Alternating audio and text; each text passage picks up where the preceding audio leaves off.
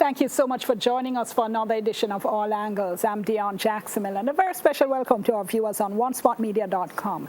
A recent Gleaner Commission Bill Johnson poll said the majority of young Jamaicans would migrate if given the chance. But do they have a duty to stay and build up Jamaica? Are they being unfair to the country of their birth if they leave for better opportunities? We're going to be talking about those issues, and joining us in studio this evening, we have psychologist Dr. Lakim Semaj, also with us Managing Director of Future Services International and executive producer of The Innovators, aired on TVJ, Unique Page, Policy and Advocacy Officer, the Jamaica Youth Advocacy Network, Christopher Harper, also joining us, banker Kimonique Powell, as well as vlogger and social media personality Rashane Dutty-Berry, also Norman Manley Law School student Victor Brown, round out our panel. First, so before we go to them, we spoke to students at the University of the West Indies, Mona Campus, and the University of Technology, and asked them for their views.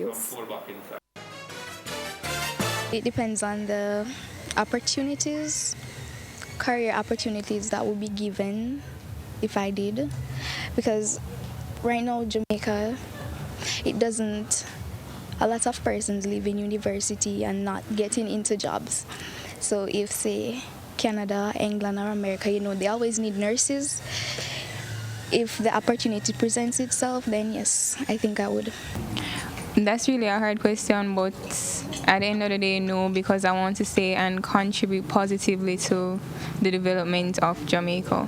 Depending on the opportunity, if I find that I'm comfortable with a job opportunity in Jamaica, then no, I wouldn't migrate. But if it's hard to find, which it is nowadays, to find a job opportunity for especially nursing, teachers, science teachers, maths teachers, places like England and Canada need a surplus of those. So it depends on the opportunity, the job opportunity. I would, but not now. Probably to work, but not for school. I think I'd prefer to go to school here, and if an opportunity arises, then I would go when I'm to work abroad, but not to study. Better opportunity maybe for education. Yes. Why would you? For better job opportunities and perhaps a better standard of living.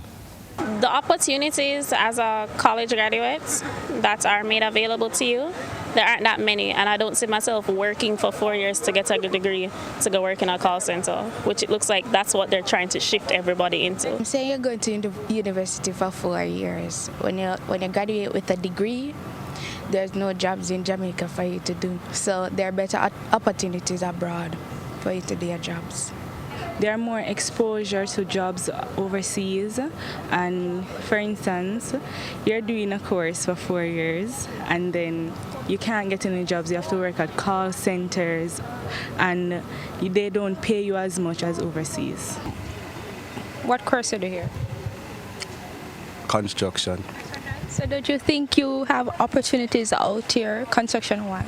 Yes, but I have better opportunity there than here, because the pay is really higher over there than here, so I'd migrate.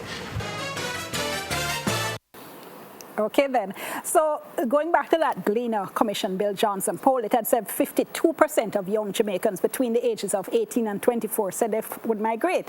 And of course, one of the concerning things about that is that nearly half of those who said they would migrate, 47%, were people with higher education. Now, in getting a reaction, the Gleaner spoke to Dr. Lakim Semaj, who said Jamaica is exhausting its resources to build other countries, and that young people need to understand that. He said, we're not helping Jamaicans to understand that a part of their responsibility is to build this country. And did he get some cussing for some of those comments on social media?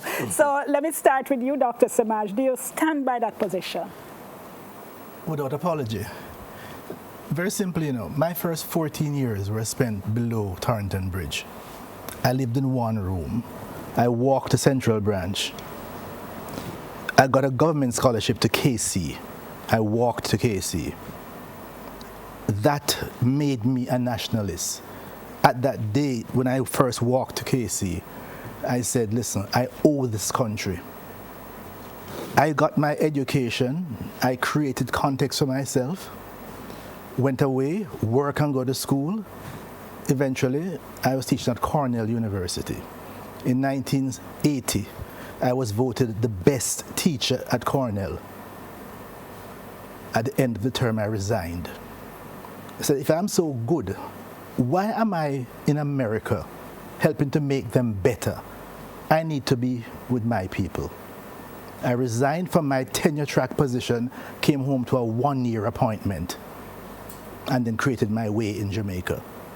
All right? So that without any apology, I do believe that I personally, if the government of Jamaica, the people of Jamaica hadn't given me an education, allowed me to go to secondary school, I would be also on the street. So I have to put something back in the pot.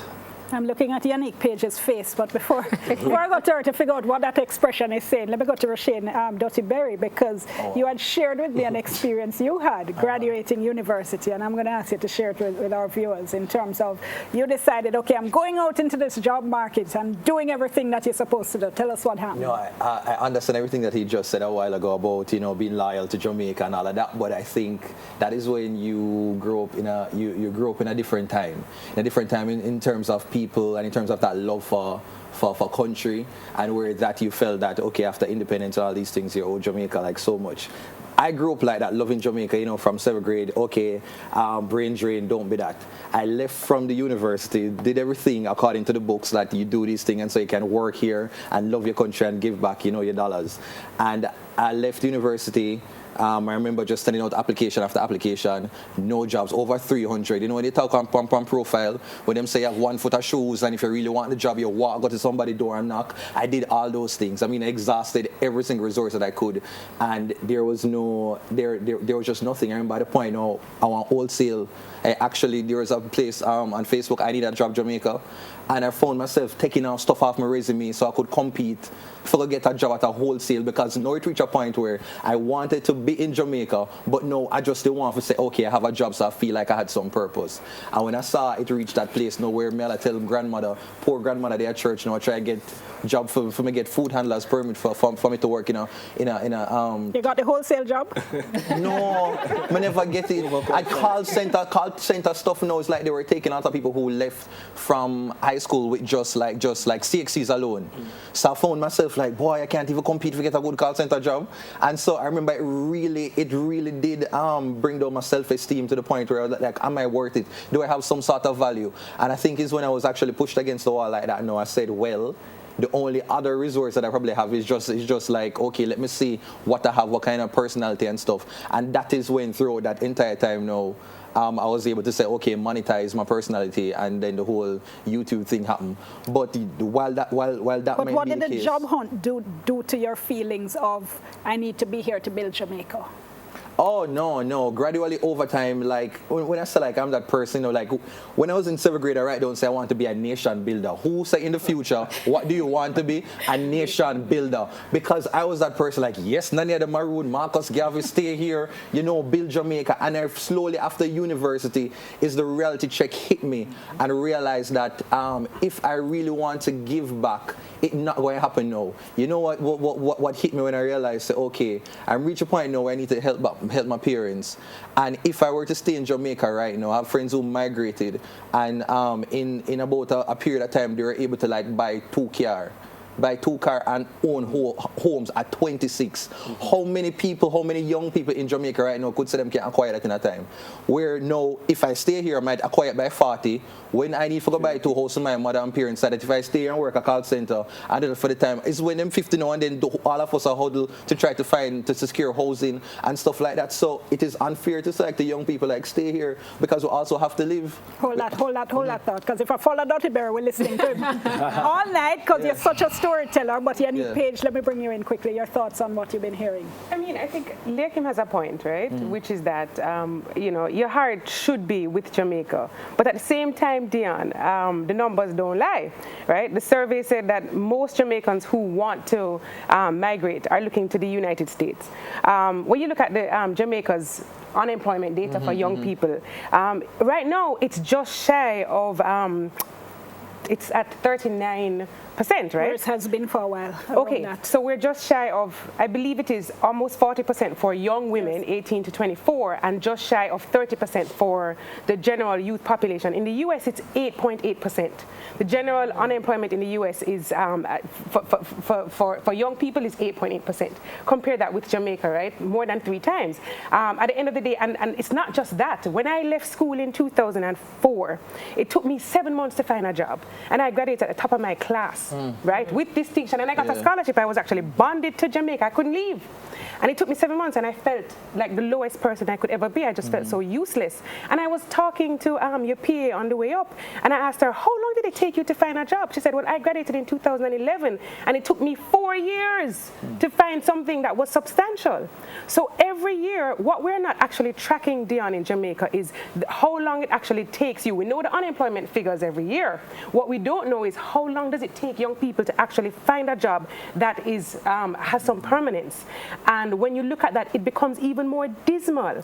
So within that context, it's difficult to ask somebody who is weak up every day, not just financially, but emotionally, beating their spirit down, to say, stay here and suffer. You have to give them a position of strength, which may mean going away, but knowing that you have a responsibility to help build Jamaica however you can. Hold that thought. Let's go to break. When we come back, we hear from the other guests and we continue on this, so stay with us.